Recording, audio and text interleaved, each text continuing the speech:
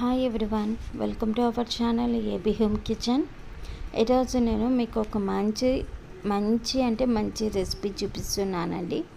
అదేంటంటే పల్లెటూరి స్టైల్లో ఘాటుగా ఉండే ఈ మిరియాల రసం అనేది ఈరోజు నేను రెసిపీ మీకు చూపిస్తున్నాను. 5 నిమిషాలు చాలా ఈజీగా చేసేసుకోవచ్చండి. మనకు దగ్గు, జలుబు, ఫీవర్ వచ్చి నోరు రుచి అనేది లేకుండా ఉంటుంది కదా. అలాంటప్పుడు ఇలా రసం చేసుకోండి. వేడి అన్నంలో తింటుంటే చాలా రుచిగా ఉంటుంది. మీకు మరీ చాలా సింపుల్ ఫుడ్ తినాలనిపించినప్పుడు ఇలా చేసుకొని పక్కన చికెన్ ఫ్రై కానీ, ఫిష్ ఫ్రై కానీ, మనకి నచ్చినది ఏదైనా ఫ్రై చేసుకొని ఇలా పక్కన పెట్టుకొని వేడి అన్నంలో వేడి మిరియాల రసం వేసుకొని తింటే ఆ రుచి వేరుగా ఉంటుంది. నేనైతే ఈరోజు చాలా సింపుల్గా చికెన్ ఫ్రై చేసుకొని ఇలా బయట వర్షాలు పడుతున్నాయి కదండి, కొంచెం వేడిగా సింపుల్గా ఇలా తినాలనిపించింది. ఇలా చికెన్ ఫ్రై అనేది చేసేసుకొని మిరియాల రసం చేస్తున్నాను. వేడి అన్నంలో తింటుంటే నోటికి చాలా బాగుందండి. చాలా సింపుల్ ప్రాసెస్. మరి మీరు కూడా ఇలా చేయాలనుకుంటే ఈ వీడియోనైతే ఎక్కడ స్కిప్ చేయకుండా చివరి వరకు చూడండి. చాలా సింపుల్గా చేయొచ్చు.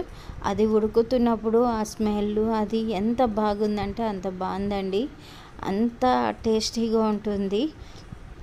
మనకు నార్మల్గా ఏమైనా రసాలు తింటున్నప్పుడు కానీ ఆ రసంతో ఇది ఇంకా చాలా బాగుంటుందండి నోటికి. మరి వీడియోని ఎక్కడ స్కిప్ చేయకుండా చివరి వరకు అయితే చూడండి. వీడియోలోకి వెళ్ళిపోదాం. నా ఛానల్ని అయితే ఫాలో అవ్వండి.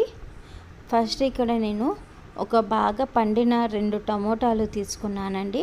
టమోటాలు తీసుకొని ఇలా 4 ముక్కలు చేసేసుకొని ముందుగానే వాటర్ వేసేసుకొని ప్రెషర్ కుక్కర్లో ఒక విజిల్కి పెట్టేసి ఉడికించుకున్నానండి.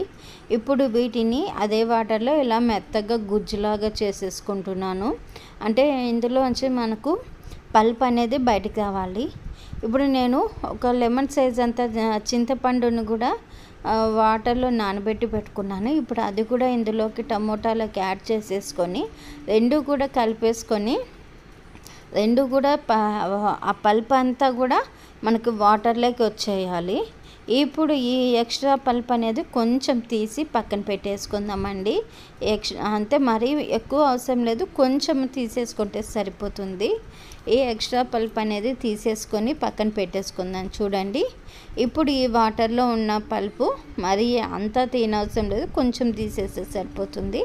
ఇప్పుడు ఇక్కడ ఒక ప్యాన్ పెట్టేసి ఇందులోకి 1 స్పూన్ వరకు జీలకర్ర, అలాగే కొంచెము మెంతులు, అలాగే కొన్ని మిరియాలు మీకు ఇంకా ఘాటు ఎక్కువగా కావాలంటే ఇంకా ఎక్కువ వేసుకోవచ్చండి. ఇవన్నీ కూడా పచ్చివాసన పోయి కొంచెం ఫ్రై అయ్యేంత వరకు వేయించుకోవాలి. ఫ్రై అయ్యాక ఇలా మిక్సీ జార్లో వేసేసుకొని ఇందులోకి తెల్లగడ్డలు కూడా వేసుకోవాలండి. గార్లిక్ ఇలా పొట్టుతో పాటు వేసేసుకొని ఇలా మూత పెట్టేసి వాటర్ అనేది లేకుండా గ్రైండ్ చేసుకోండి. ఇలా గ్రైండ్ చేసుకున్న దాన్ని చూడండి ఇలా వస్తుంది. ఇలా వచ్చినప్పుడు ఇది పక్కన పెట్టేసి ఇప్పుడు ఇక్కడ ఒక ప్యాన్ పెట్టుకొని కడాయి పెట్టుకొని ఇందులోకి ఆయిల్ వేసుకొని ఆయిల్ వేడెక్కాక కొంచెం ఆవాలు, జీలకర్ర, అలాగే ఒక 2 ఎండుమిర్చి తుంచి వేసేసుకోండి. అలాగే కరివేపాకు కూడా ఇలా వేసేసుకొనేసి ఇప్పుడు మనము మిక్సీకి పట్టిన పేస్ట్ ఉంది కదండి, ఆ మిక్సీకి పట్టిన పేస్ట్ కూడా ఇందులోకి వేసుకోవాలి.